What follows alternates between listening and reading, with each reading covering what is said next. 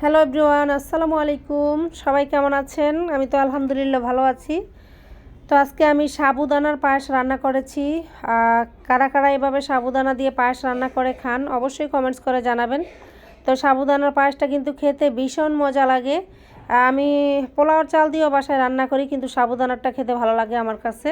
তো সাবুদানা দিয়ে পায়েসটা রান্না করার জন্য প্রথমে আমি চুলায় একটা হাঁড়ি বসিয়ে দিলাম। এরপরে এখানে দিয়ে দিচ্ছি পর্যাপ্ত পরিমাণে পানি। আমি সাবুদানাটাকে সিদ্ধ করে নিব।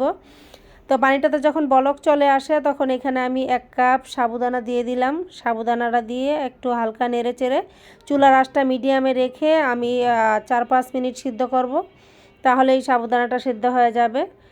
তো 4-5 মিনিট পরে ফিরে আসলাম, সাবুদানাটা কিন্তু সিদ্ধ হয়ে গেছে, দেখতেই পাচ্ছেন। তো এখন আমি একটা স্ট্রেইনারে সাবুদানাটা সেকে নেব আর কি। তো এখন স্ট্রেইনার দিয়ে আমি সাবুদানাটা সেকে নিচ্ছি। ছাকার পরে আমার কাজ হচ্ছে সাবুদানাটা যেন জট না বেঁধে যায় সেই ব্যবস্থা করা। তো এখন আমি সাবুদানাটা একটা বাটিতে ঢেলে নিচ্ছি। ঢালার পর এখানে যেন জট না বেঁধে যায় এই কারণে আমি একটু দুধ দিয়ে তারপরে সাবুদানাটা নেড়ে চেড়ে মিশিয়ে রাখছি আর কি, না হয় সাবুদানাটা দলা পেকে যাবে। তো দলা যেন পেকে না যেতে পারে সেই কারণেই দুধটা আসলে দেওয়া। সবাই এই কাজটা করবেন, না হয় কিন্তু সাবুদানা দলা পেকে গেলে আর ছুটাতেই পারবেন না, অবস্থা খারাপ হয়ে যাবে আপনার। তো এখন আমি চুলায় 1 লিটার দুধ বসিয়ে দিলাম একটা হাঁড়িতে। এখন দুধটা কিছুক্ষণ জাল করে একটু ঘন করে নিব। আর এখানে দিয়ে দিলাম জাস্ট 2টা তেজপাতা আর 2 থেকে 3টা এলাচ।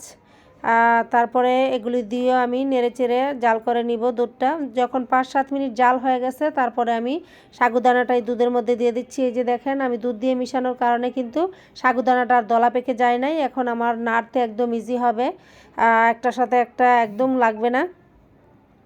তো এখন আমি একটু নেড়েচেড়ে নিচ্ছি সাগুদানাটা নেড়েচেড়ে। তারপরে আমি এখানে বেশিক্ষণ জাল করার কোনো প্রয়োজন নেই, যেহেতু দুধটা আগে ঘন আছে, তারপর সাগুদানাটাও সিদ্ধ করা আছে। তারপরও মানে যে যতটুকু লিকুইড রাখবেন সেই অনুযায়ী জাল করবেন। তো এখন আমি এখানে চিনি অ্যাড করে দিচ্ছি। চিনিটা আমি সব সময় রান্নার শেষ পর্যায়ে অ্যাড করি, তাহলে মিষ্টিটা কম বেশি হয় না আর কি। আর এখন দিয়ে দিচ্ছি একটু লবণ। মিষ্টি জাতীয় খাবারও অবশ্যই ব্যালেন্স ঠিক রাখার জন্য একটু লবণ দিতে হয়। সাথে সাগুদানাটা কিন্তু প্রায় রান্না হয়ে গেছে। নামানোর 1-2 মিনিট আগে আমি এখানে একটু গুঁড়ো দুধ গুলিয়ে রেখেছিলাম, সেটা দিয়ে দিচ্ছি।